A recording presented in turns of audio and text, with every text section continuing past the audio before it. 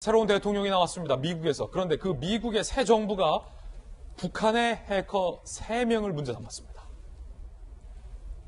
기소한다라는 겁니다. 과연 미북 간의 훈풍이 불 수 있을까요? 현 정부의 바람대로.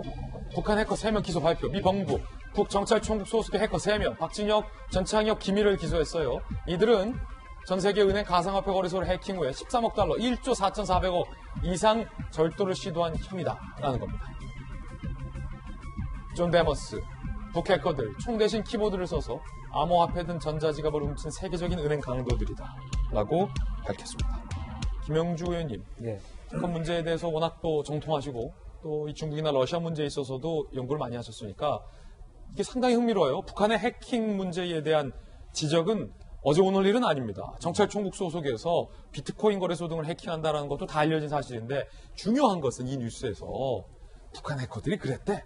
이게 중요한 것보다도 새로 등장한 바이든 정부가 북한의 해킹 문제를 이렇게 정면으로 들고 나왔어. 지난번에는 북한 정권의 인권 문제에 대해서도 목소리를 높이더니 이걸 바라보는 우리 입장에서는 현 정부에서는 문재인 대통령도 김정은에게 비핵화 의지가 있다.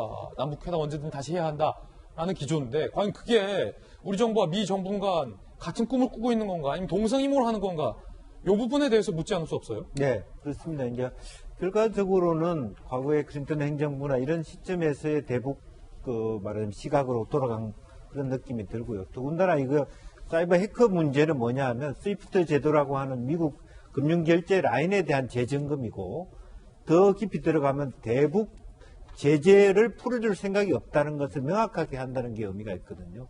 사실은 제재를 풀어주면 사실은 이런 해킹을 안 할 수 있는데 해킹 문제를 문제 삼는다는 것 자체 그리고 중국과 러시아에게도 왜 북한의 해킹 문제에 대해서 방관하고 있냐라고 하는 부분에 대해서 국제적 문제로 삼는다라고 하는 것도 우리 정부가 생각해 볼 필요가 있습니다. 그리고 우리 국정원도 사이버 해킹 전문가를 1차장으로 앉혔거든요. 그런 만큼 이게 국내외적인 문제로 이미 거론된 지 오래됐다는 것입니다. 그래서 우리나라 외국에 있는 어떤 비트코인이라든지 가상화폐 거래와 관련된 뿐만 아니라 우리나라 일반적인 대기업에 대한 해킹도 수시로 일어나고 있기 때문에 아마 이와 같은 어떤 특히 돈 세탁 방지 혹은 말하자면 이런 사이버 해킹에 대한 국제 공조가 강화되면서 아마 북한의 자금줄은 훨씬 더 막힐 가능성이 높다. 저는 그렇게 봅니다. 그렇군요. 그런가 하면 미국의 내셔널 지오그래픽이 북한 김정은과 관련된 다큐멘터리를 발표했는데 존 볼턴 그 다큐멘터리 안에서 이런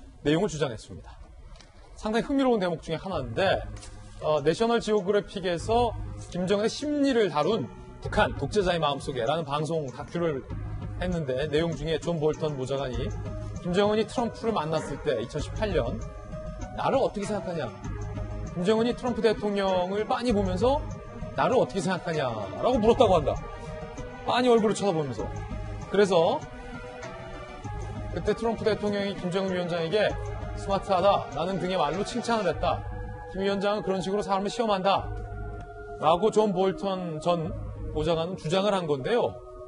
김영주 의원님, 사실은 좀 뭐랄까요?